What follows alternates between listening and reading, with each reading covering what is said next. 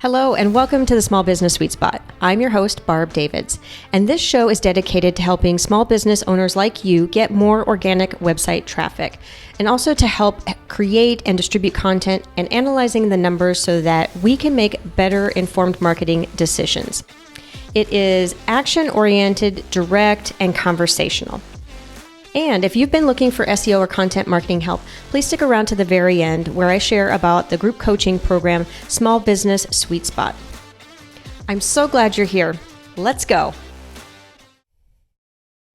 Hey there. In this week's episode, we are going to cover a practical guide for SEO strategy for small business owners.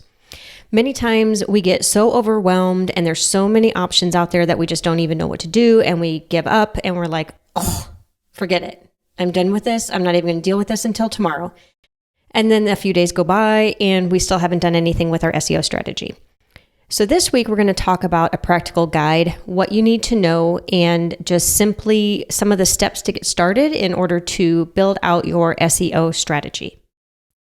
There are three things that you need to have figured out, or three main things that you need to have figured out in order to build out your SEO strategy.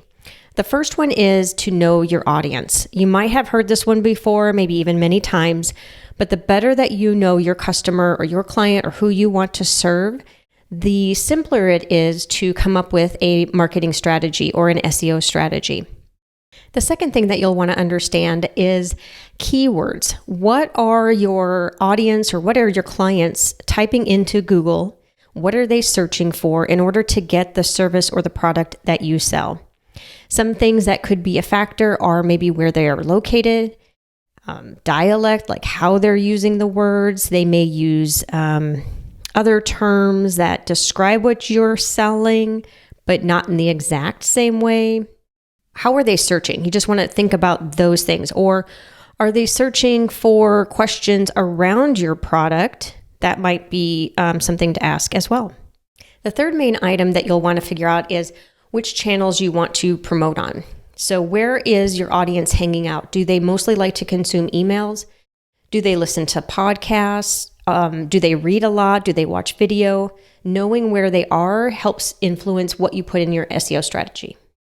Once you have those three things defined, then you can go into your SEO roadmap. And there are three essential parts to the SEO strategy. One is audit.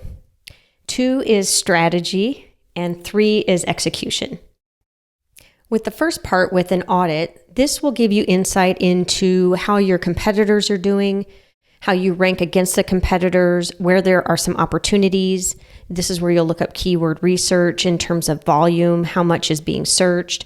And you also will go into a site audit, so taking a look at your website to see if it's technically sound for Google to be able to find it, making sure that it's free of errors and as fast loading as possible.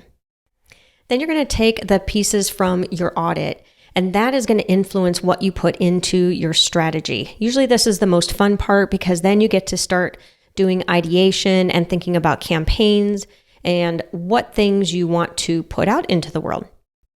This is also where you decide what kind of resources you have available.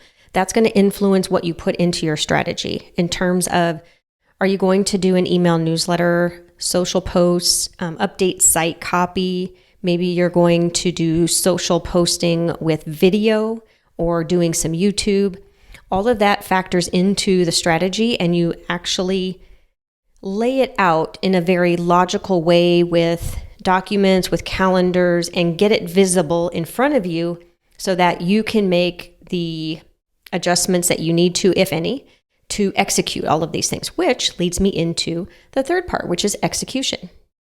And this is arguably where people get hung up, is the execution piece of it, because it's difficult sometimes to know how to do all of these things and still do your own job and doing your own products, your own service that you do for your business. So the execution part, you might want to think about outsourcing to someone or hiring on a freelancer.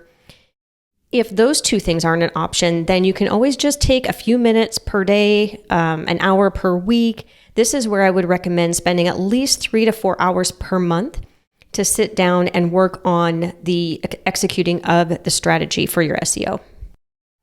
And that is it. That is a practical guide to an SEO strategy. You take all of those things, and then every few months you take and you relook at the numbers and see if it's going in the direction that you want. If it's not, then you adjust and find another route. Feel free to check out the show notes. I will have links to further information and further resources in terms of an SEO strategy that you can use for your business. Cheers. Thank you for sticking around. I hope you enjoyed the episode. If you're looking for SEO and content marketing help, consider joining the Small Business Sweet Spot. It's a group coaching program where you can get answers to your questions about your business directly and clarity around the marketing strategies that you would like to implement in your business. You can find all kinds of information at compassdigitalstrategies.com. And if you like the episode, please tell a friend. Cheers.